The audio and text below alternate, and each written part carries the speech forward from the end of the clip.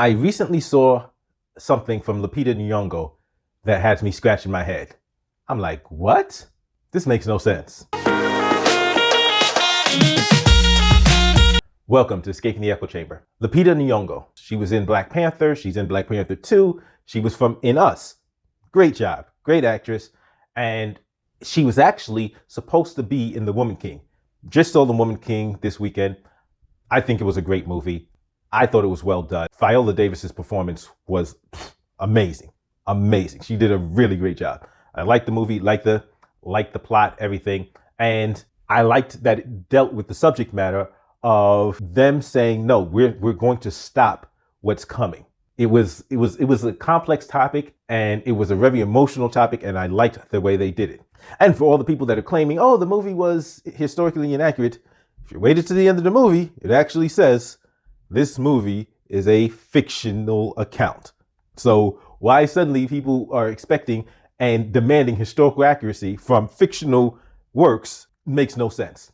But why wasn't Lupita Nyong'o in The Woman King? Let me tell you why. She had said she had done some research and found out that the Dahomey tribe, who the movie is about, actually had its hands in the slave trade. And in the movie, they talk about that. In the movie, they talk about how the king that takes over is not going to be doing things like his predecessors, because his predecessors were actually selling other Africans to the slave traders. She said, based on what she had learned about the Dahomey tribe, she did not feel comfortable being in this movie because of their participation in the slave trade. I said, interesting. And hey, listen, I'm not going to fault her for that stance. I did find it interesting who wrote the movie, but that's a conversation for another day. And who came up with the idea for the movie. So very interesting discussion that we really have to have at some point in time. But like I said, that's a discussion for another day. What I found out this weekend, what's being promoted this weekend, the information about Lupita Nyong'o that's now coming out, has me scratching my head.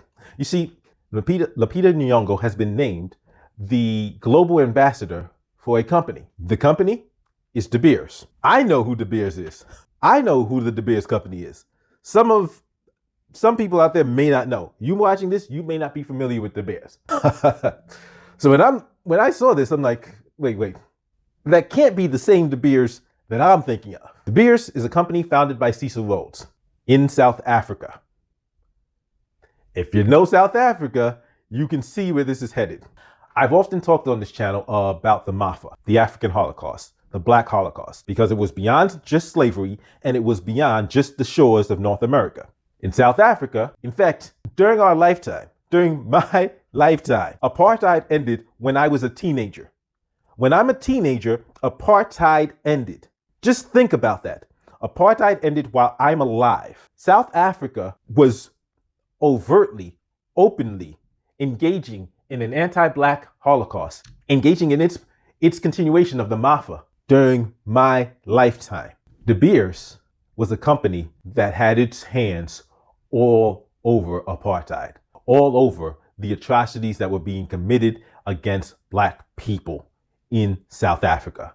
De Beers profited off of apartheid, participated in apartheid, sponsored apartheid. De Beers is a part of apartheid. I'm searching my brain, racking my brain, how Lupita Nyong'o can say, oh no, I don't want to do this movie about the Dahomey because of their involvement in the slave trade, but I am going to become a global ambassador with De Beers, who was a sponsor of apartheid. Are you serious? And I don't see anybody actually covering that aspect. Like, I don't see anybody actually pushing back and saying, wait a minute. Have you read about South Africa? Are you familiar with South Africa? Because now, mind you, Lupita Nyong'o is of Kenyan descent. She's Kenyan. She should be very familiar with apartheid and South Africa. She should be. I don't know why this isn't something being discussed. I don't know why nobody is asking her, wait a minute, what's going on here? And the fact that De Beers is still existing and still has managed to try to clean up its image and been allowed to, that's another issue that needs to be, it doesn't even need to, it's not even about discussing it at this point. At this point, there needs to be a realization by those of us in the Black community. We have to realize that there's a bunch of people that proclaim to be our friends that have no problem with anti-Blackness. They don't care. They will pretend And based on that reason, we need to be aware. We need to wake up and realize that, you know what? We can't really trust just these words of people that have supported all sorts of atrocities against us. We need to be protecting ourselves. We need to be depending on ourselves. We don't really have any friends. And that should be a wake-up call for us. Like, all of this should be part of a wake-up call for us. But I'm still trying to figure out how Lupita Nyong'o is squaring working for De Beers, but doing a movie about the Dahomey is a problem. It doesn't make sense to me. Maybe she'll make some statement at some point in time. If she does talk about this, I'll be sure to let you all know. As always, don't forget to hit the thumbs up, like, share, subscribe if you have not subscribed already. But if you disagree with me, if you think, no, it's completely different. De Beers, yeah. Murdering people, creating a system of blatant open oppression and terrorizing black peoples in South Africa, it's completely fine. Go ahead and give me a thumbs down and write in the comment section how in the world that makes any sense. I'll see you next time.